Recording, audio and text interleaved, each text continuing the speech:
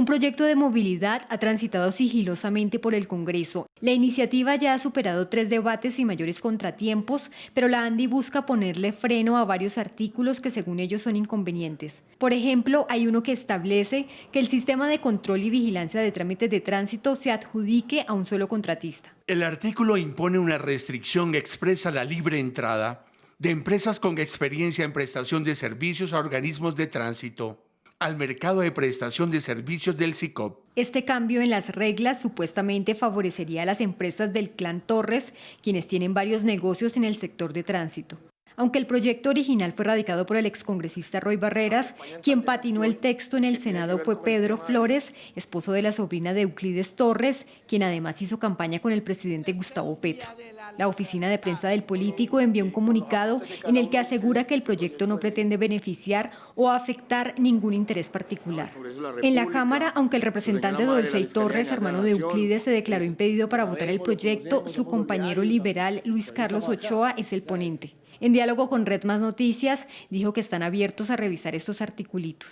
Este proyecto no sé de dónde venga, cuál sea el interés particular de X o Y o Z. Lo que sé es que ese artículo 15, en consideración del equipo técnico, jurídico y de misma representación, consideramos que no debe estar dentro del articulado y que debe salir, porque lo que se necesita es que se permita el libre mercado, libre competencia y que otras empresas puedan participar, por supuesto, de ese escenario. También hay preocupación por el artículo 4, que obligaría a contar con cinturones de 3 puntos en todos los vehículos, incluidas las motocicletas y buses. Lo que se busca es un cinturón de 3 puntos que básicamente es aplicable a los niños, que le permita, por los 3 escenarios, un niño, pues tiene cierto, es más pequeño que uno de 2 puntas, pues obviamente articula un escenario.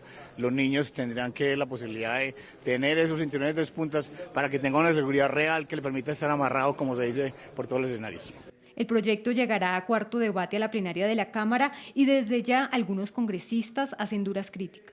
Yo creo que eso es impresentable, y si ha habido un clan que ha sabido, si se quiere, manipular al Congreso de la República para expedir leyes obligatorias que les permiten hacer inversiones, como por ejemplo en el caso de los registros del tránsito en nuestro país, que es todo manejado a través del software de los Torres, y que fue uno de sus familiares quien tramitó ese proyecto de ley dentro del Congreso de la República.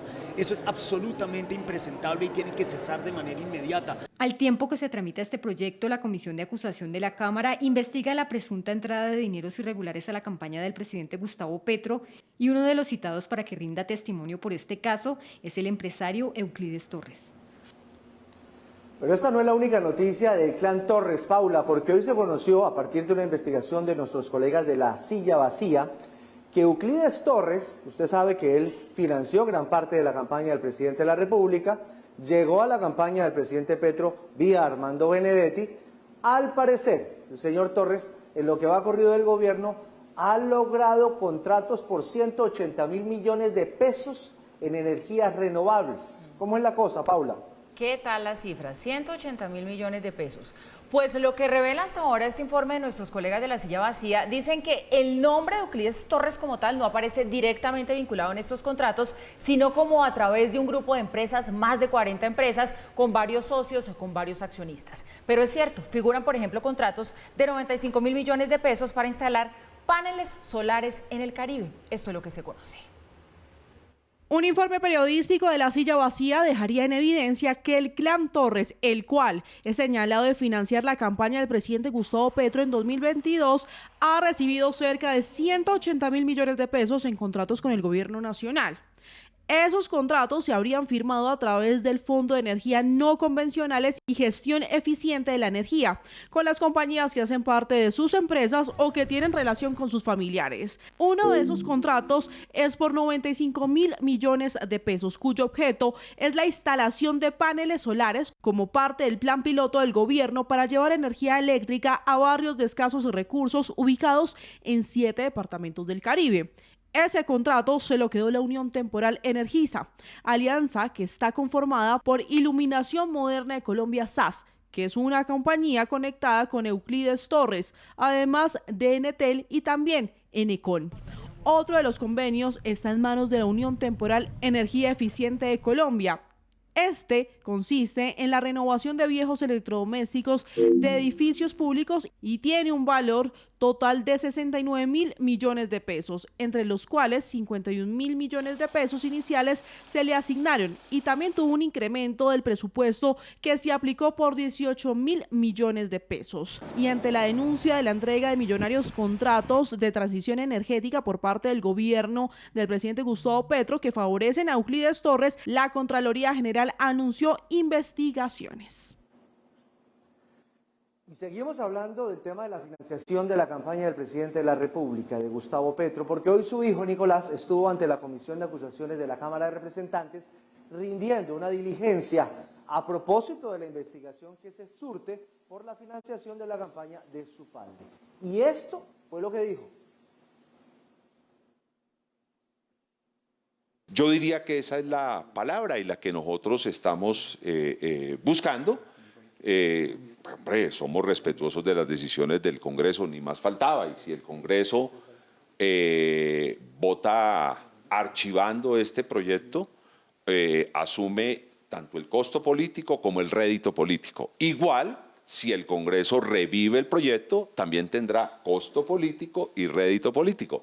Pero, por supuesto, las decisiones de los señores congresistas son autónomas y es la división de poder, pero nosotros seguimos defendiendo el proyecto de reforma a la salud. Evidentemente, el proyecto tiene un espíritu y si el proyecto va a perder su espíritu, pues es un proyecto que no nos sirve. Bueno, ya estamos escuchando al ministro del Interior hablando acerca de ese comité de emergencia sobre la reforma a la salud. Más adelante les vamos a hablar de eso, pero retomamos el tema de Nicolás Petro. Ya lo contaba Giovanni, rindió declaración el hijo del presidente ante la Comisión de Investigación y Acusaciones de la Cámara de Representantes como testigo en todo este proceso por la presunta financiación irregular de la campaña presidencial de su papá. Esto fue lo que sucedió.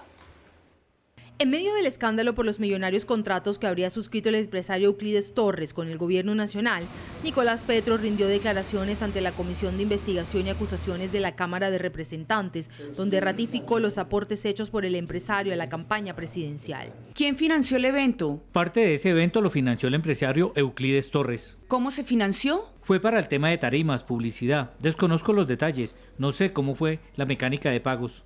¿Se entregó dinero en efectivo para que ustedes lo hicieran? No, a mí nunca me entregaron dineros en efectivo para eso. ¿Sabe de dónde provenían esos recursos aportados por el empresario Euclides Torres? No, me imagino que de su actividad empresarial. Tal y como lo había hecho en su declaración ante la Fiscalía luego de su captura. Pero siempre sabía que Euclides era el que estaba detrás del tema económico de los eventos.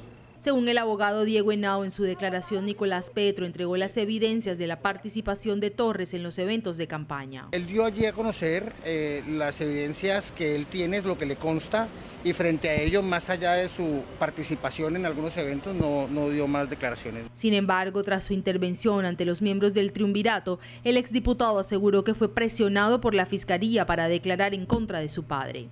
Yo fui presionado para declarar en contra de mi padre, tal como se evidencia en el interrogatorio ilegalmente filtrado, en el que continuamente me preguntaban por él sin tener competencia para ello. Quienes rodearon mi detención arbitraria sembraron cizaña para ponerme en contra de mi propio padre. Ahí yo entendí que todo esto se trata de un tema más político que jurídico. Y que incluso el fiscal Mario Burgos usó el nacimiento de su hijo para presionarlo. Durante la negociación del principio de oportunidad, el fiscal Mario Burgos me dijo que a cambio no iba a pedir una medida de aseguramiento en cárcel para mí, sino una detención domiciliaria y que así podría ver nacer a mi hijo.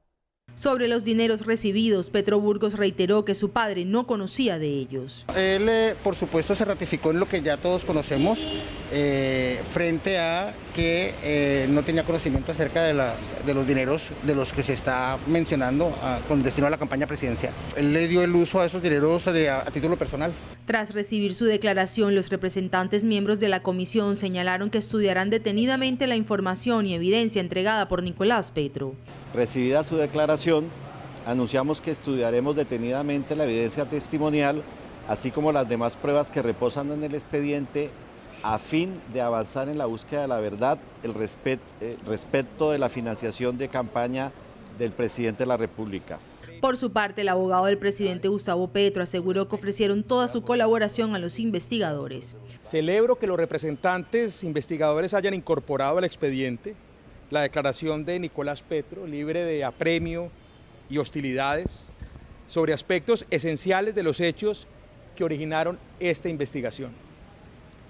Aspiramos a que pronto se reúnan los elementos suficientes que permitan concluir y dar una respuesta clara y contundente al país sobre la campaña presidencial del 2022. La comisión confirmó que en el marco de la investigación serán escuchados los testimonios de Euclides Torres, el exgerente de la campaña Ricardo Roa, Samuel Santander López Sierra, Alfonso Ilzaca, entre otros.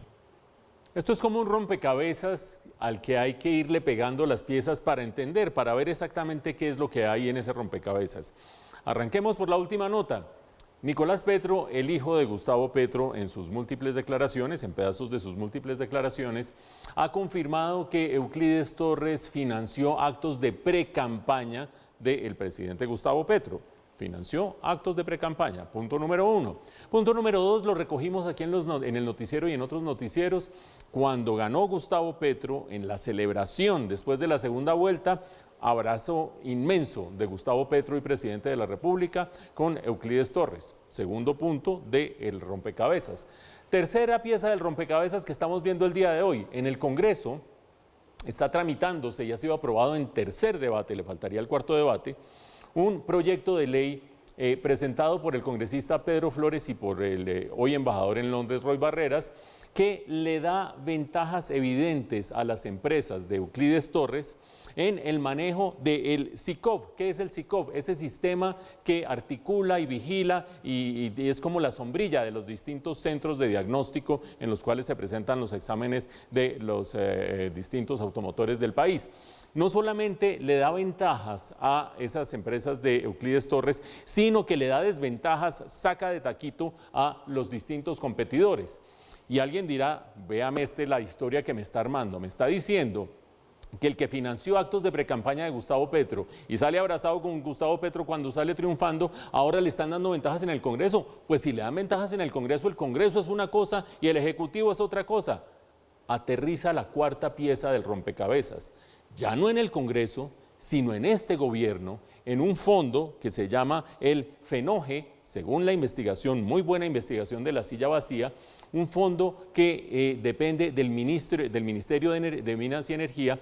Ese fondo ha otorgado ya contratos por más de 150.000 millones de pesos a empresas de Euclides Torres en dos frentes: energías renovables y renovación de electrodomésticos, neveras y otros electrodomésticos en clínicas, hospitales y escuelas públicas. Ahí ya no tiene nada que ver el Congreso, ahí no tiene nada que ver el Senado, ahí no tiene nada que ver Pedro Flores, tiene que ver el Ministerio de Energía, de Minas y Energía, y el fondo que maneja, un fondo de más de 800.000 millones de pesos en este momento, que maneja ese ministerio, que le ha dado contratos por 180.000 millones de pesos a las empresas de Euclides Torres, según la investigación de La Silla Vacía, con dos características esa entrega de esos contratos. Uno, unos pliegos que parecen hechos a la medida de las empresas de Euclides Torres, por lo menos en el siguiente sentido. Originalmente se pedía que las empresas que se presentaran tuvieran experiencia previa en energías renovables. Eso no nos funciona, quitémosle esa cláusula y ahora sí pueden concursar.